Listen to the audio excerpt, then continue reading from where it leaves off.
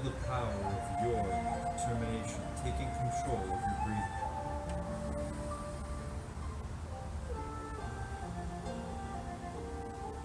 Feel the power of your presence, your gift, right now in this moment.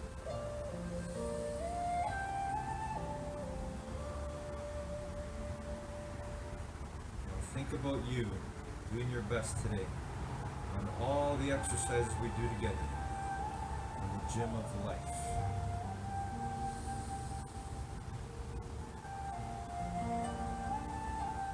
See, we are so powerful, we get to think, create, imagine in our minds, and make real in the world.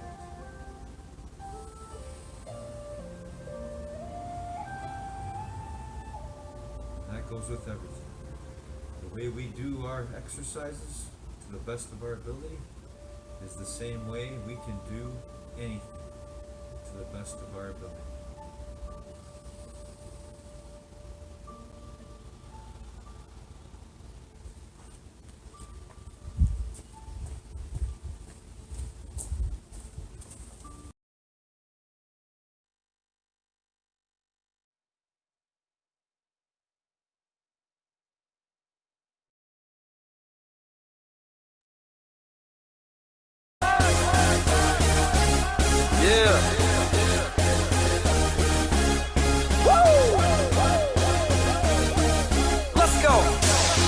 Rockets in the house tonight. Everybody just have a good time. And we gon' make you lose your mind. Everybody just have a good time. Party rockets in the house tonight. Everybody just have a good time. And we gon' make you lose your mind. We just wanna see you shake that.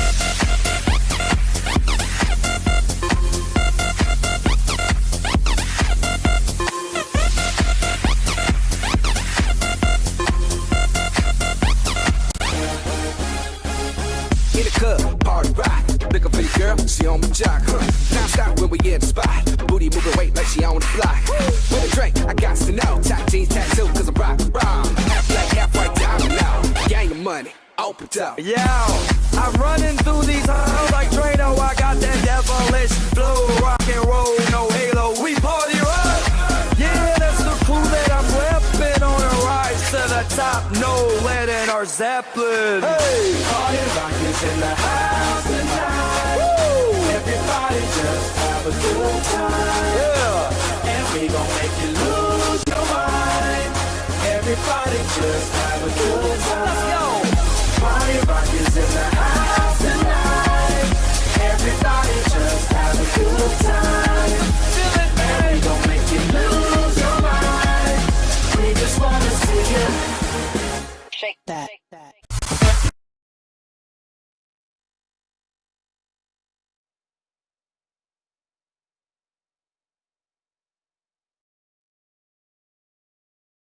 That has ebbed and flowed, and which is intriguingly poised right now, and here he goes again, and Messi gets there first, and Messi makes it two.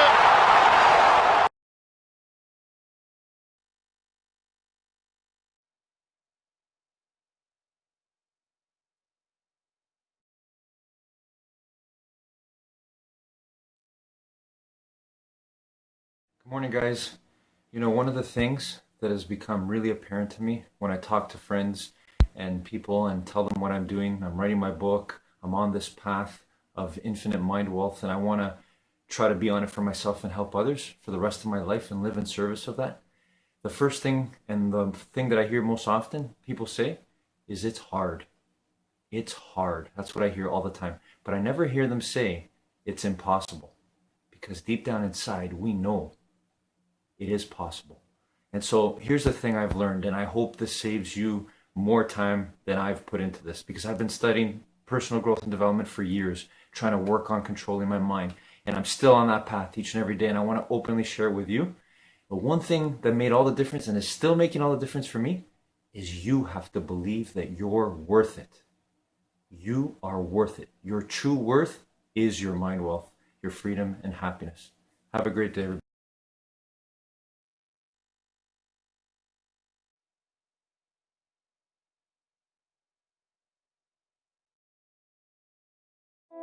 You know, ambition is the great fire. It's the liberator of the unconscious person, you know? It's like the first requirement of all action is desire, it's ambition. And ambition has gotten such a bad rap lately, you know? A lot of sort of new age spirituality folks, which I would count myself sort of part of, started bemoaning the idea of having ambition. You know, it's like, oh, ambition, they started equating with greed, which is really unfortunate because there is no action without first ambition to do something. We have to set an intention to make an action, and that intention is to do something often more, right? That's ambition.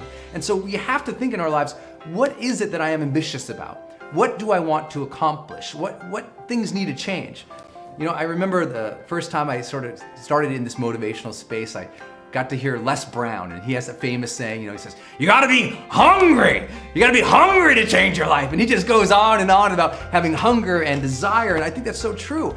And when I say it's the liberator of the unconscious person, I literally mean that. The person who's wandering around half awake, who can't change their life, who can't break through, who's just going through the rhythms and the routine of life without any spice or zest or passion or enthusiasm, they're usually lacking ambition. You know, they're lacking that bigger picture for themselves, that deep desire, that hunger for something that is more satisfactory, more meaningful, more engaging in their lives. They're lacking what I call their charge, you know? So much of our internal charge, our excitement for life, our excitement for tomorrow comes from our ambition to do something meaningful with ourselves. And so we have to separate our belief in this current culture that ambition is tied to greed, because it's two completely different things. Look it up in the dictionary, I tell people, you know, they're two very different things. Somebody had to have the ambition to make everything that you see. Everything around you was built by a man or a woman who had the ambition to create it. The cosmos, the universe, nature was built by the ambition of a god or a creator. I mean, somebody had the ambition to make this ugly ass shirt I'm wearing, you know? Everything starts with ambition. And if we don't have clarity about what it is that we want, we can't change, you know? No goals, no growth, no clarity, no change. So what is it you're really after? And I don't like to just stop with that question. I like to ask to go one more level. What is it you're really after? And is it after are you after enough for yourself? Are you limiting yourself based on your current competencies? A lot of people do that. They narrow their vision or their ambition for tomorrow based on what they can do today or who they are today, without realizing they can develop their mastery, their skills, their competency, their knowledge, their experience, without realizing they can become a better person. They can live into their highest self. They can live into the type of person who could accomplish those goals, who could have those things. So never limit your ambitions based on your current competencies. Never limit yourself today based on your current inadequacies, because those can be irrelevant tomorrow. The main thing is to have aim in life, to have your own aim, to have your own ambitions. Not the ambitions somebody told you should have, or someone told you you're supposed to be after, because that's how we all get on sort of, you know, sometimes a corporate treadmill, or we get on those things where we just start trying to live a life that's not even our own because we're just going with everybody. But ambition liberates that. Your individual ambition, who you want to become, what you want to do, what you want to contribute. And the highest forms of all ambition usually come down to your creative expression, your contribution, and your connection with others. That creative expression. What is it you want to create in this world? And I mean, get your hands dirty doing, you know? Not just create some PowerPoint once in a while for some corporate thing, but something real and meaningful that you consider art for yourself, whatever that is. Even if it is a PowerPoint presentation, right? But to do something that you find artistic and meaningful. That's our human drive for creative expression. Then, what about contribution?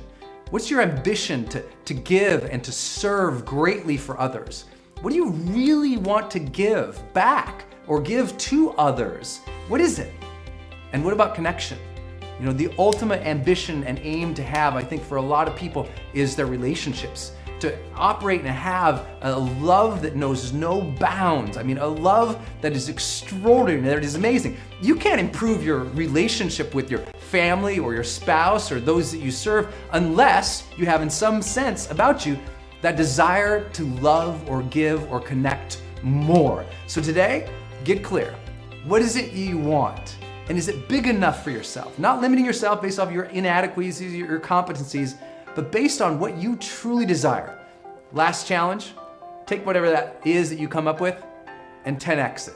Take it by 10 times. What would be 10 times that ambition? Not just because it's silly, I know it's kind of silly, but to take that ambition that you initially have, which is usually, what we usually want is an impulse based on who we are today. And I just challenge people, no, think bigger for yourself because you are immense, you are magnificent, you are powerful beyond your current understandings. So break through that another level. Challenge your brain to think even bigger for yourself, even if it's just as an activity to break the bounds of your current beliefs and behaviors. You deserve something extraordinary in your life, but at first, you have to want it.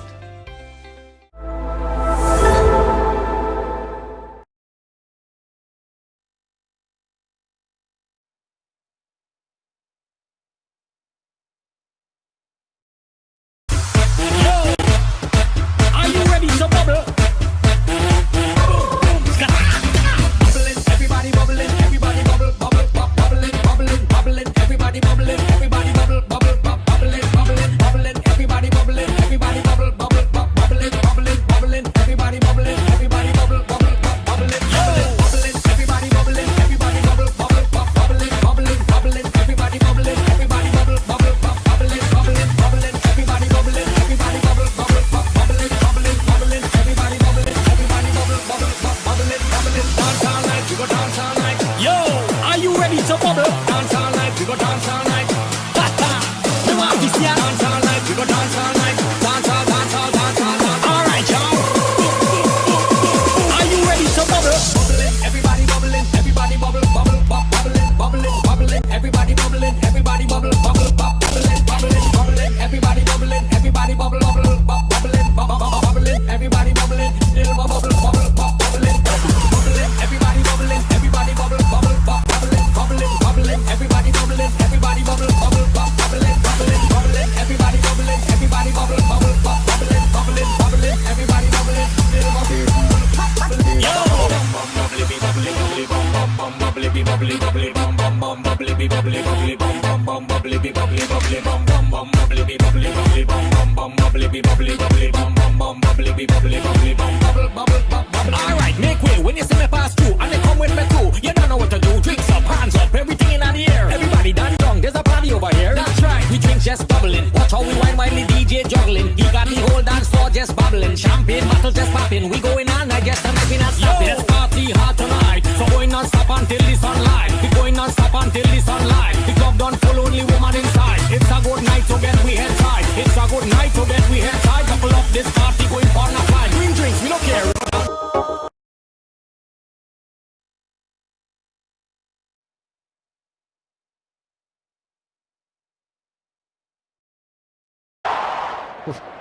It's not like Brazil to give you the opportunity when they've got an extra man. Here goes Messi. They're backing off and backing off! It's a wonder goal by Lionel Messi! A hat-trick for Lionel Messi!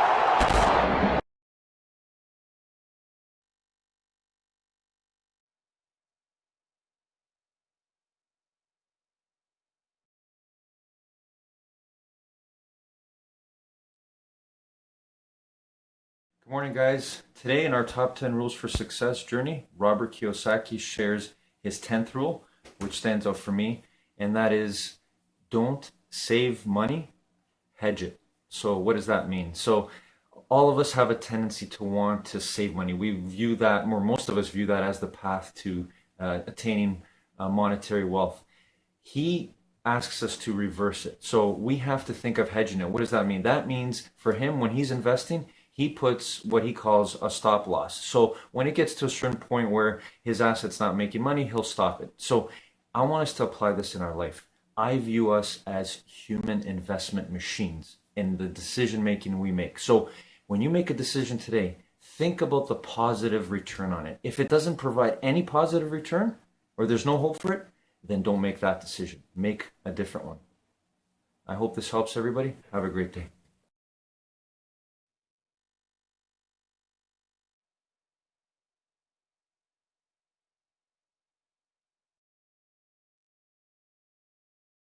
The moment you feel miserable, the moment you feel victimized, the moment you feel suffering, the moment you feel pain, and you can't think greater than how you feel, the brain's checking in with the body and saying you're really miserable, and it generates more corresponding thoughts equal to that feeling. So if your personality creates your personal reality, and your personality is made up of how you think, how you act, and how you feel, if you keep thinking the same way, you keep acting the same way, you keep feeling the same way, your life is going to stay the same because you're the same. If you're not being defined by a vision of the future, then you're left with the old memories of the past, and you will be predictable in your life. You sit down and you say, what would it be like to be super healthy, super wealthy, super in love, super mystical, transcendental, whatever it is? Like, you ask that question and your brain gets really creative. It starts combining circuits in new ways, and you start getting this vision of the future, this possibility that you actually put yourself in this future reality. It becomes so real that you start to feel the emotion as if you were actually there.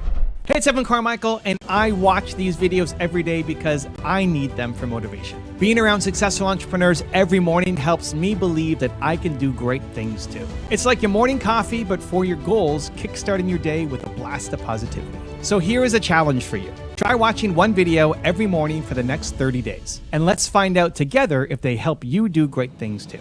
If you're in, leave a hashtag BELIEVE in the comments below so I can celebrate with you. So today, let's learn how to reprogram our minds and become a conscious creator with Joe Dispenza. Believe. A lot of times people wait for that crisis or the diagnosis or the betrayal to go, oh my God, I got to really change because I'm really unhappy, or I can't blame that person or my past or my circumstance because and nothing's working here. I got to really start making those changes. So when they see themselves separate from their program, they're becoming conscious of their unconscious self. That is the first step to change. Now, I say you can learn and change in a state of pain and suffering, which most people like to do, or you can learn and change in a state of joy and inspiration, right? So could you be defined by a vision of the future? And could you get up from your morning practice, actually believing in your future more than you're believing in your past? So from that elevated state where you combine a clear intention with an elevated emotion, from an elevated state instead of a self-limiting state, you can be conscious of that old self as well.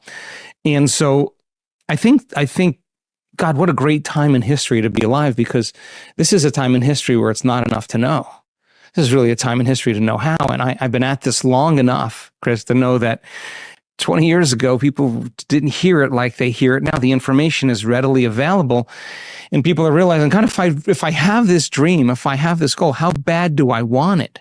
And if they really want it, and we've all done this, you sit down and you say, what would it be like to be super healthy, super wealthy, super in love, super mystical, transcendental, whatever it is? Like, you ask that question and your brain gets really creative. It starts combining circuits in new ways, and you start getting this vision of the future, this possibility that you actually put yourself in this future reality. It becomes so real that you start to feel the emotion as if you were actually there. And so that moment when you come out of your resting state, the stronger the emotion you feel when you hold that vision, the more you'll remember that vision. That's creating a memory. So the person comes out of their resting state and they make a decision with such firm intention that the amplitude of that decision carries a level of energy that causes their body to respond to their mind. That their choice that they're making in that moment becomes a moment in time that they would never forget. They'll say to you, I remember the moment I made up my mind to change. I was in this place. I was with these people. I was this particular time. That the event is a long-term memory. And they've come out of the resting state. And we could say then they're giving their body a taste of the future emotionally, and somehow they begin to embody whatever that future is, and now they begin to move in a different direction. And so they start trusting in their future more because they feel like they're connected to it. So then the person who's really interested in making a change would have to come to that same state again in order to produce the same effect. If they say, I don't feel like it, or I want to be nicer, or whatever, and there's nothing really at stake. Intention is really meaning. You gotta have a meaning behind what you're doing. So people who now say, I want a better life, I can't have a better life unless I change. and when I change, my life will change. Now you're not so interested in what's happening out there. You're more interested in what's going on inside of you. Rule number 2 is keep practicing. So if your personality creates your personal reality, and your personality is made up of how you think, how you act, and how you feel. If you keep thinking the same way, you keep acting the same way, you keep feeling the same way, your life is going to stay the same because you're the same. So the experiment is, okay, let me begin to think differently. So I got to remind myself how I do want to think, and I have to remind myself of how I no longer want to think, so I don't default and go unconscious. Let me remind myself how I'm going to behave so that I could actually get my behaviors to match my intentions. And let me remind myself of how I'm going to feel. If I'm able to succeed in that day, then there should be some change in my life. It's the experiment. And if it doesn't change, that doesn't mean the law doesn't work for you. It's just, you're not that good yet. You just got to keep practicing, right? So the act of disconnecting from your life long enough to remind yourself of who you do want to be and who you no longer want to be, that experiment then is the experiment called life. Now, it's not that you react. The question is, how long are you going to react? That's the real question. Because, I react all the time. Everybody does. But if you're going to stay there and you're going to live in that emotional state, you will see life through that lens of that emotion, right? So now, it gets complicated because the stronger the emotion you feel towards certain people or problems in your life, the more you pay attention to them. And where you place your attention is where you place your energy. So from a purely biological as well as quantum state, we could say then, you're using that person or that circumstance to reaffirm your dependence on feeling that emotion. So you have to hate your enemy. And if your enemy dies, you'll find another person to hate because that is the response, right? So the body is the animal. It's been conditioned a certain way, and if it's been doing something and feeling something for an extended period of time, there's a modification of its receptor sites. It's needing those emotional states. So in the process of change, just be ready because you're going to feel uncomfortable a lot of the time. Now, the question is, do you want to stay there? So then most people think they don't have any control over their emotional state. They think, I'm just this way and I feel this way. Well, we actually can show people that that's not the truth, that when it's the hardest, it matters the most. And if you're able to really work and train your body like you're training an animal to stop feeling one way and start feeling another way, if you believe that you're an eternal being, let's just say that, just most religions talk about we're eternal. Most sects have thought, only a few that don't. Whether you're going to heaven or hell or nirvana or on the wheel, you're pretty much going to be around for a long time. That moment matters so much in the light of eternity because that's the moment you make up your mind to no longer be defined by your past. Why are you being defined by your past? Because emotions are a record of the past. And so then if you're feeling that emotion, your body is believing it's back in that same experience of the past. So the more knowledge that we have and understanding that justified, valid or not, those emotions are hurting no other person but you, because the long-term effects of living by those emotional states, those survival states, are actually down-regulating genes and creating diseases. Sooner or later, you're going to have to ask yourself, is this loving to myself? And forgiveness is just when you overcome the emotion, you take your attention off that person or that problem, and you're freeing yourself and you're freeing them. So people do the best with what they think is available. That's my belief.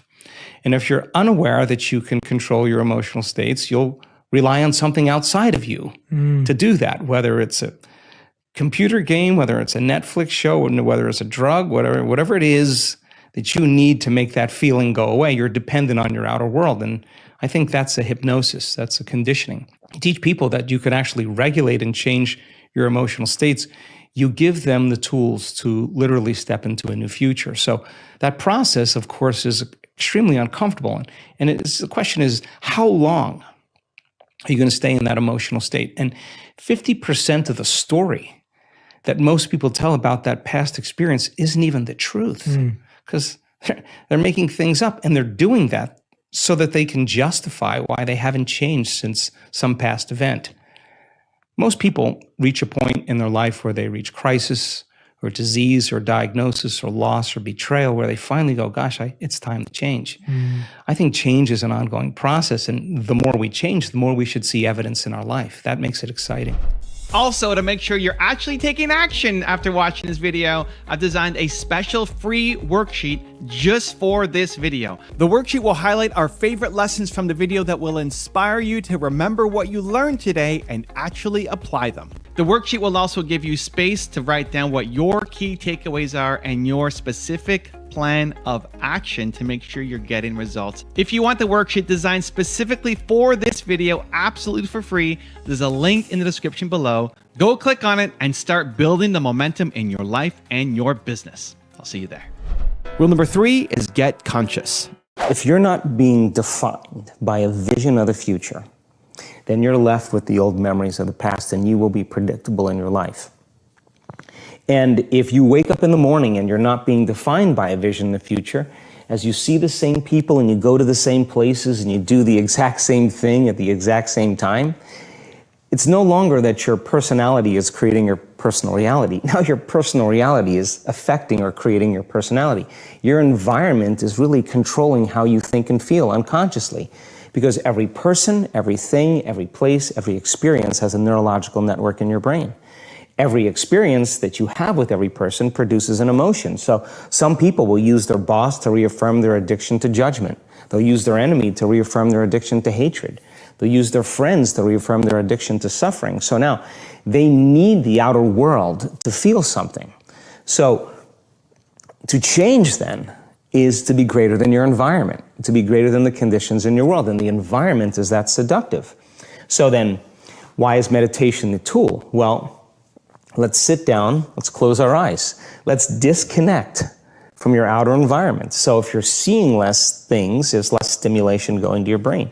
If you're playing soft music or you have earplugs in, less sensory information coming to your brain, so you're disconnecting from your environment. We have a huge frontal lobe, and it's 40% of our entire brain. And most people, when they have a thought, they just think that that's the truth. And I think one of my greatest realizations in my own journey was just because you have a thought doesn't necessarily mean it's true. So if you think 60 to 70,000 thoughts in one day, and we do, and 90% of those thoughts are the same thoughts as the day before, and you believe that your thoughts have something to do with your destiny, your life's not going to change very much, because the same thought leads to the same choice leads to the same behavior creates the same experience, and the same experience produces the same emotion. And so then the act of becoming conscious of this process to begin to become more aware of how you think, how you act, and how you feel, it's called metacognition. And so then why is that important? Because the more conscious you become of those unconscious states of mind and body, the less likely you're going to go unconscious during the day. And that thought is not going to slip by your awareness unchecked, because it means to know thyself. The word meditation means to become familiar with. So as you become familiar with the thoughts, the behaviors, and the emotions of the old self, you're retiring that old self. As you fire and wire new thoughts and condition the body into a new emotional state, if you do that enough times, it'll begin to become familiar to you. So it's so important, just like a garden. If you're planting a garden, you got to get rid of the weeds. You got to take the plants from the past year and you got to pull them out. The rocks that sift to the top that are like our emotional blocks, they have to be removed. The soil has to be tenderized and broken down. We have to make room to plant a new garden. So primarily, we learn the most about ourselves and others when we're uncomfortable. Because the moment you move into that uncomfortable state, normally a program jumps in. When that program jumps in, it's because the person doesn't want to be in the present moment and engage it consciously. So when you teach people how to do that with a meditative process, it turns out that when they're in their life, they're less likely to emotionally react. They're less likely to be so rigid and believe the thoughts they were thinking. They're more aware of when they go unconscious back into a habit, and that is what starts the process of change. And so we have to unlearn before we relearn. We have to break the habit of the old self before we reinvent a new self. We have to prune synaptic connections and sprout new connections. We have to unfire and unwire and refire and rewire. We have to unmemorize emotions that are stored in the body then recondition the body to a new mind and to a new emotion, like deprogram and reprogram. That's the act, and it's a two-step process. Rule number 4 is recondition your body. Every time you have a thought, you make a chemical. And if you have a happy thought or think of something happy, you turn on a set of neurological networks in your brain that fire in a sequence, a pattern, a combination that signals another part of the brain. The brain makes another chemical that's a chemical messenger that makes you feel a certain way as you secrete a certain hormone. Okay, the moment you start to feel happy, the moment you start to feel joyful, your brain is checking in with your body saying, Chris, you're feeling pretty joyful. And so then the chemistry influences you to think more wonderful thoughts. And so the cycle of thinking and feeling and feeling and thinking creates what we call a state of being, okay? But you could have thoughts that make you feel guilty. And you can turn on a different set of circuits in your brain that signal a different batch of neuropeptides, that signal a different hormonal center to make you feel differently. The moment you feel miserable, the moment you feel victimized, the moment you feel suffering, the moment you feel pain, and you can't think greater than how you feel, the brain's checking in with the body and saying you're really miserable, and it generates more corresponding thoughts equal to that feeling. So it's thinking and feeling and feeling and thinking. This loop of thinking and feeling and feeling and thinking creates a state of being. And again, the thought and the feeling, the image and the emotion, the stimulus and response is making the body become conditioned subconsciously into the past. And so now the person has to feel that same emotion to reaffirm their identity. So that becomes their state of being. And now they behave as if they're in their past, and they think as if they're in their past. And rule number 5, the last one before some very special bonus clips, is practice meditation. I like to just get myself in my think box, organizing what am I not going to think about, what am I going to stay away from, what am I not going to do in my meditation. Let me review that. What am I going to do? When I get that all worked out, then I get in my play box. In my play box, there's no thinking. I've got all the thinking done in my think box. In my play box, it's really about me changing my state. And so I allow for 2 hours every morning. Doesn't mean I always take it or need it, let me say that. But I allow for 2 hours. Sometimes I like to just get my mind straight, and then I do the work. I do the work, and I like to get to that point where when I'm done, I feel like something changed. Do the work? Yeah. What does the work look like? It's meditation, yeah. It's finding the present moment, it's getting into the unknown, it's getting beyond myself, disconnecting from my body, getting beyond any thought of anyone or anything, getting beyond time, moving beyond space and time. Turns out when you focus on nothing, there are so many amazing things that happen to your brain. I've seen the scans over and over again. What have you seen in the scans? Well, there's this thing in the brain called modularity. And when we're living by the hormones of stress, and stress is when you can't predict something, when you can't control something, or you have the perception that something's going to get worse. You switch on that fight or flight nervous system, and the rush of those chemicals causes us to become alert, to become aroused. And we narrow our focus on the material world. And so when you're not able to control everything in your life and you can't predict everything in your life, you start shifting your attention to everyone and everything, every person, every object, every place. And we've all had that experience when we're under stress. And every one of those people, those objects, those things, those places has a neurological network in the brain. So like a lightning storm in the clouds, the brain begins to fire out of order, very incoherently. It becomes modulated or compartmentalized. It's a house divided against itself, and those individual compartments don't talk to the rest of the brain. And we tend to get over-focused. You never notice when you're under stress, you're obsessing about something, you're over-focusing about something, you're overthinking something, you're overanalyzing, you're driving your brain higher and higher into higher states of arousal, high beta brainwave patterns. We discovered that if you teach a person to go from a narrow focus on something physical, something material, and broaden their focus, open their awareness and put their attention on space, on nothing, and create what's called a divergent focus. The act of sensing and no longer analyzing, thinking, begins to slow the brainwaves down from that beta brainwave state to a low-level beta, and then all of a sudden to alpha. If they keep doing it, sensing space tends to cause those different compartments that were modulated or divided to begin to synchronize. And what syncs in the brain actually links in the brain. So the brain starts firing in a more holistic state. In other words, every single area of the brain is resonating at the same frequency. And now the brain is functioning as one neurological network instead of individuals. And that kind of holism, that kind of order feels really good. It feels really good. And so people practice slowing their brainwaves down, not only to get beyond the analytical mind, but to cause the brain to fire in a more coherent way. And if we're going to have a clear intention about what we want, the more coherent the brain, the clearer the intention. So we've seen in 7 days, even in 4 days, these dramatic changes in the levels of coherence and order that take place in the brain. The brain's firing in a more holistic state. That's when the person notices a change in their anxiety and their depression and their PTSD, whatever it is. There's more order in the brain. And the act of focusing on nothing and opening your awareness to space creates that kind of amazing change. If you can turn on the stress response just by thought alone, by thinking about your problems, and that's the truth, you can become addicted to your own thoughts. And if the long-term effects of the hormones of stress push the genetic buttons that create disease, your thoughts can make you sick. And then the question is, if your thoughts could make you sick, can your thoughts make you well? And we're actually discovering that that's absolutely possible.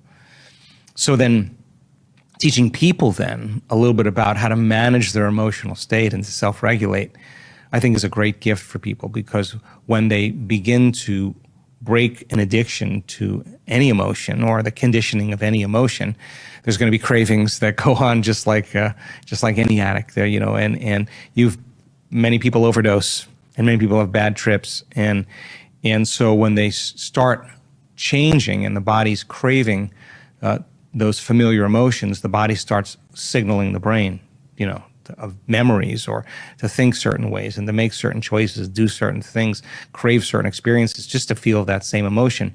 And people say, well, this feels right. No, that feels familiar. That really feels familiar. And many people will tell the story of why they feel that way based on some past experience. And it's usually not in the recent past. It's usually many years ago. Like a toxic relationship or something. Whatever that is. And so they're basically saying, I had an event in my life, and since that event, I'm still living by the same emotion and I haven't been able to change. And they'll tell the story of that past. And in psychology, the latest research on memory shows that 50% of that story isn't even the truth. They're making it up because they don't have the same brain as they had then. And so then people are reliving a miserable life they never even had just to excuse themselves from changing. And they embellish the stories so that it sounds really hard to change.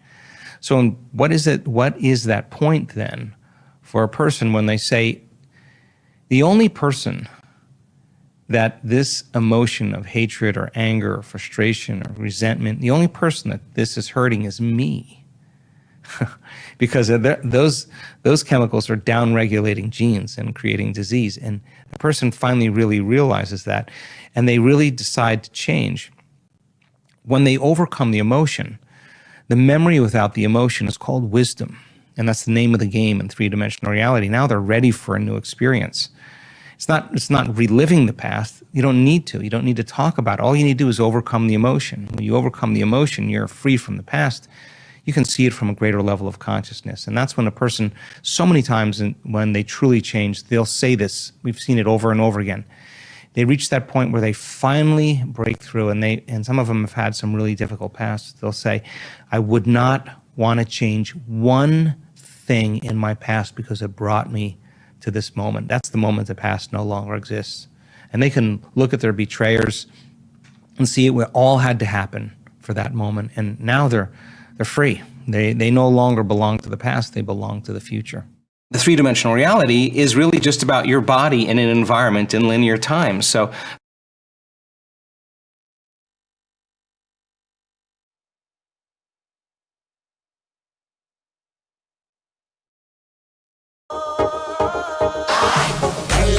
alegría Macarena, que tu cuerpo para dar la alegría cosa buena. Dale a tu cuerpo alegría Macarena, Macarena. Dale tu cuerpo alegría Macarena, que tu cuerpo para dar la alegría cosa buena. Dale tu cuerpo alegría Macarena, Macarena. Dale tu cuerpo alegría Macarena, que tu cuerpo para dar la alegría cosa buena. Dale tu cuerpo alegría Macarena, Macarena. Dale tu cuerpo alegría Macarena, que tu cuerpo para dar la alegría cosa buena. Dale tu cuerpo alegría Macarena, Macarena.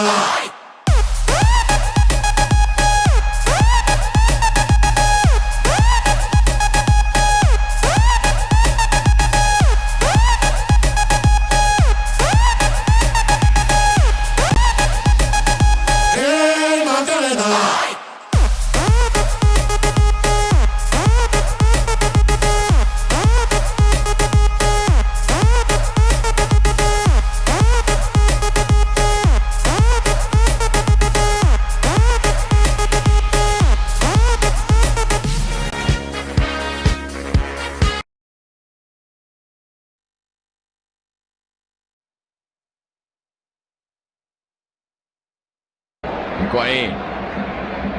Messi! 2-0.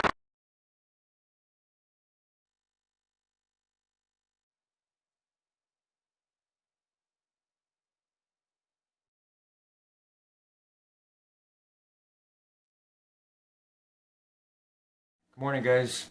One of the things that I laugh about now when I look back on my path and my journey to personal growth and development is some of the things I was trying to do with the people that I love most, especially my wife, my kids. So when I first read Napoleon Hill's Think and Grow Rich, and then I read all the other books that helped me realize the power within our minds and how I could use this to help other people, I was excited. And first thing, naturally, we want to help the people around us. But I realize now that there is no way you're going to help anybody unless they want to be helped. So, but it was funny when I look back because I would be sending links, videos, I would be reading, sharing, talking about everything I was reading. And when I look back, you know, the people around me, they didn't care. They didn't think anything of it. For me, it was like I'd cracked the code and realized, wow, we're so powerful. And I want to help share this with everybody, people I love most. But it's not going to happen unless people are open-minded and ready for it. It's not going to happen. And now I can laugh at it.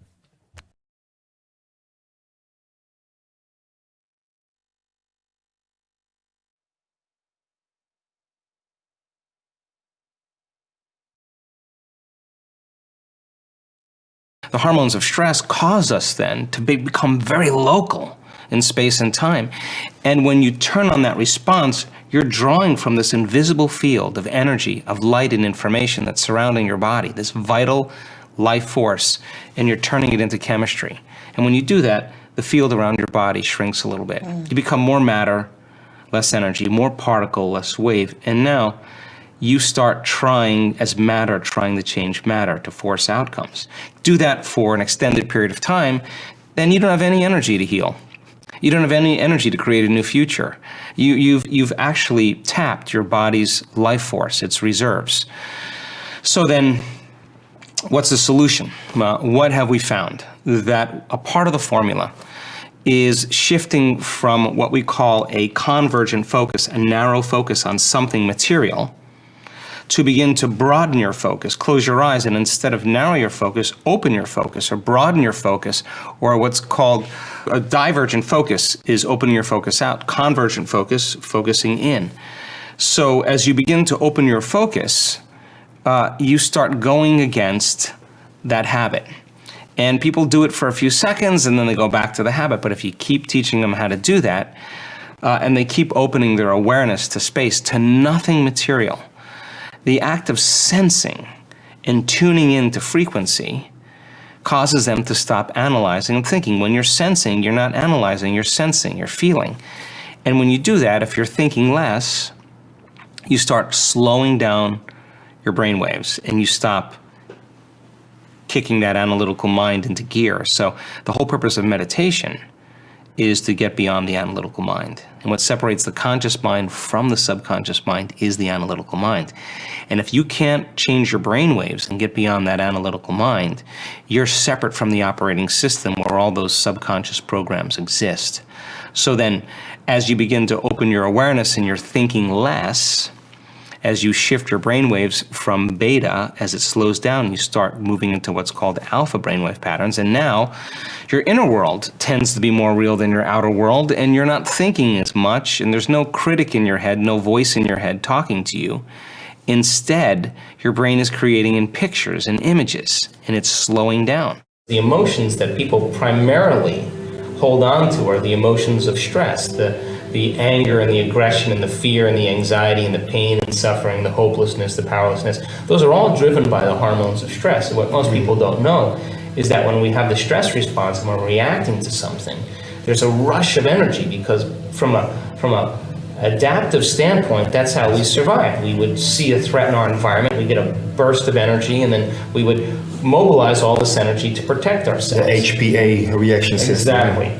So then what was once highly adaptive has now become very maladaptive. Get rid of the program. Because the maladaptive program means that if you're sitting on the porch of your house and you're fretting over which employee to fire, and you know one really deserves the job but the boss likes the other one, and you have to go deliver the bad news, and that person has 2 kids and his wife has cancer, and you have to make that choice.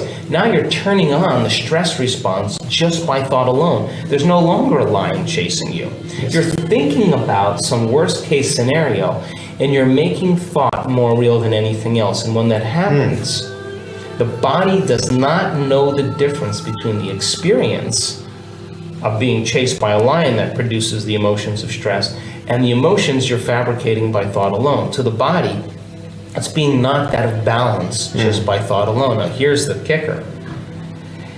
We can turn on the stress response just by thought alone, and the absolute biological fact is the hormones of stress begin to push the genetic buttons that create disease. Then by pure reason, we could say our thoughts make us sick. Well, then the question is, if our thoughts make us sick, can our thoughts make us well? We have 3 types of stress that we process in the physical body. We have physical stress, that's like trauma, accidents, injuries, falls. And then you have chemical stress, like toxins or pesticides or pollutants or viruses or bacteria or hangovers or nutritional deficiencies. And then you have emotional stress, right? And emotional stress could be family tragedies, car accidents, second mortgages, single parenting, 401ks, whatever that is. But each one of those things, physical, chemical, or emotional, knock the body out of homeostasis, out of regulation, out of balance. The innate capacity of the body when it's not overstressed is that it wants to always return back and regulate. It wants to return back to homeostasis. It wants to return back to order. And that's kind of innate in us. That's an automatic process that's running through the autonomic nervous system. So we could say the job of the autonomic nervous system is to create balance and regulation and homeostasis, and it's automatic, right? And that part of the brain sits under the thinking neocortex, and it's called the chemical brain, or the emotional brain, or the limbic brain, or the mammalian brain. And it has all of those functions that make blood sugar balanced, hormone levels, digestive enzymes. It's doing what it can to take the body and constantly repair it and regenerate it and move it back into balance. All of those stressors knock the brain and body out of balance, and the innate mechanism, the stress response, brings it back to balance. Well, it just makes sense.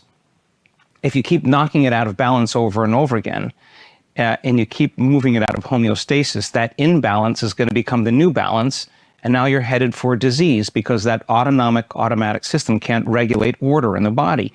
So a system then is compromised. The system breaks down. And so if it's physical trauma, your body can heal if you rest it. If it's chemical imbalance, you take your pharmaceuticals, or you take your nutraceuticals, your vitamins, your minerals, your herbs, you intermittent fast, you eat a vegan diet, you do anything you can to get the body back so that it's using more energy for growth and repair.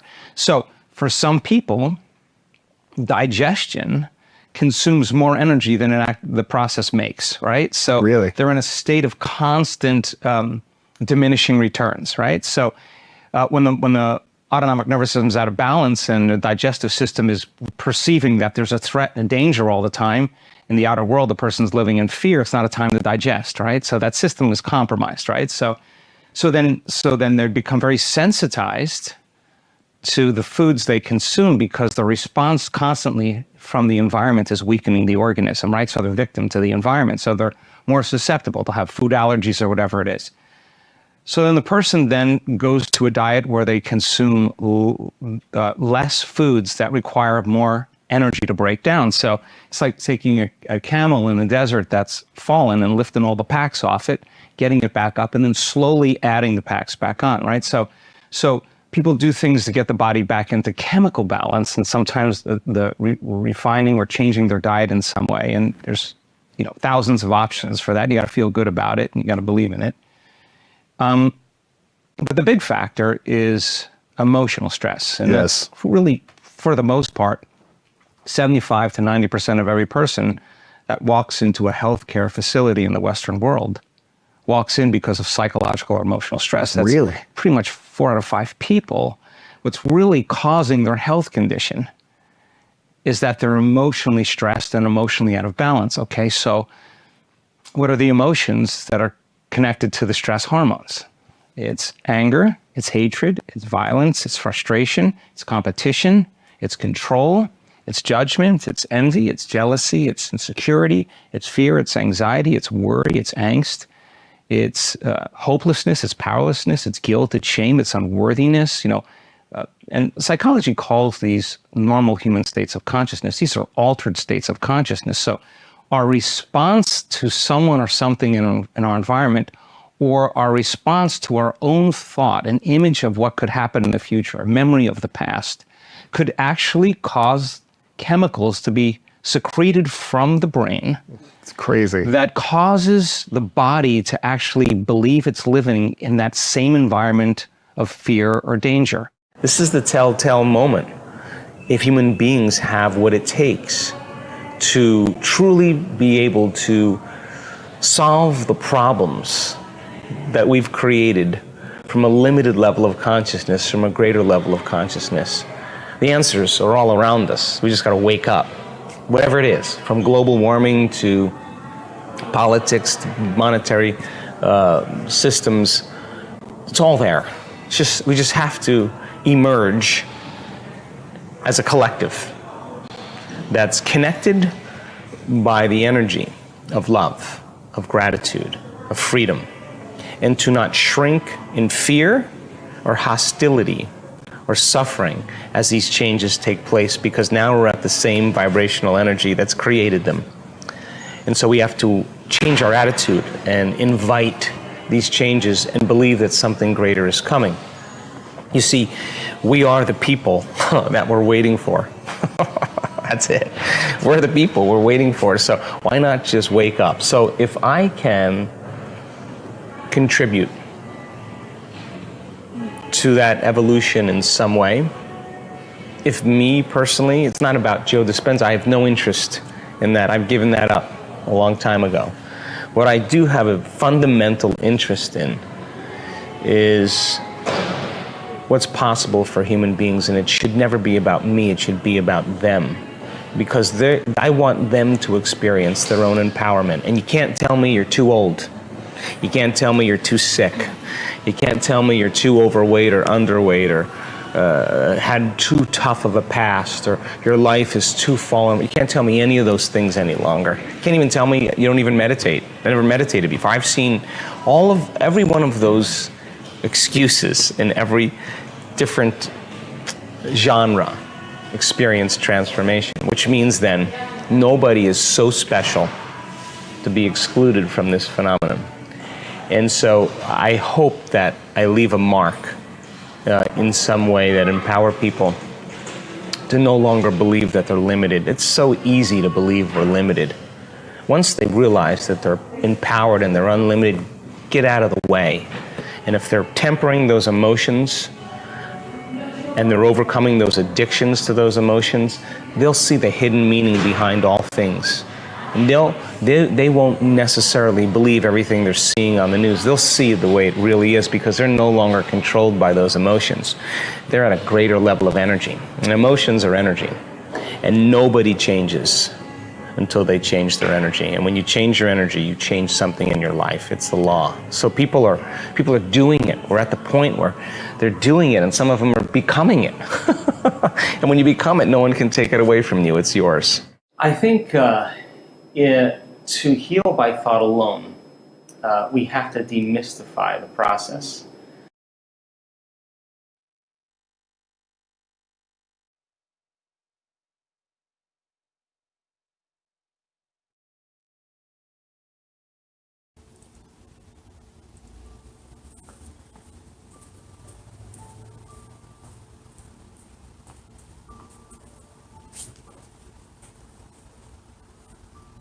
And let's bring it back.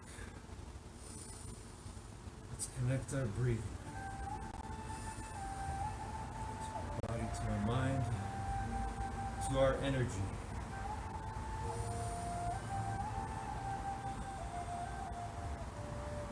To our energy of determination. That's right. We determine. We don't choose and lose. Give up, believe lies, give in to fear. We don't do that. We don't give in to anxiety, stress, things that are not the truth of who we are.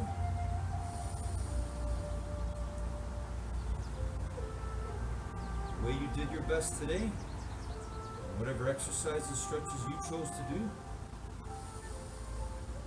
it's the same process you get to use here, now, and wherever you go.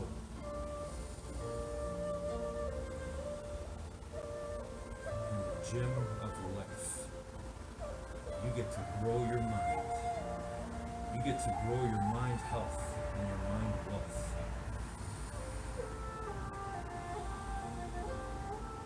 It's all possible if you determine, make the winning choice to be kind, to be peaceful, caring, loving, appreciative, grateful for everything you have here and now.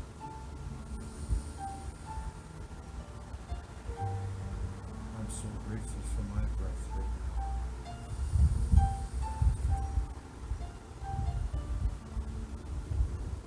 I'm so grateful for you.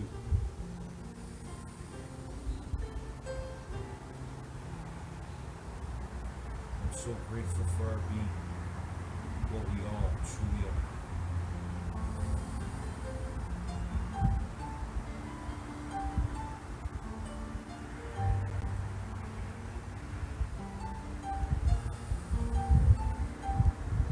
I'm proud of my effort today, and I hope you are proud of yours. Because that effort, that process, that determination you use,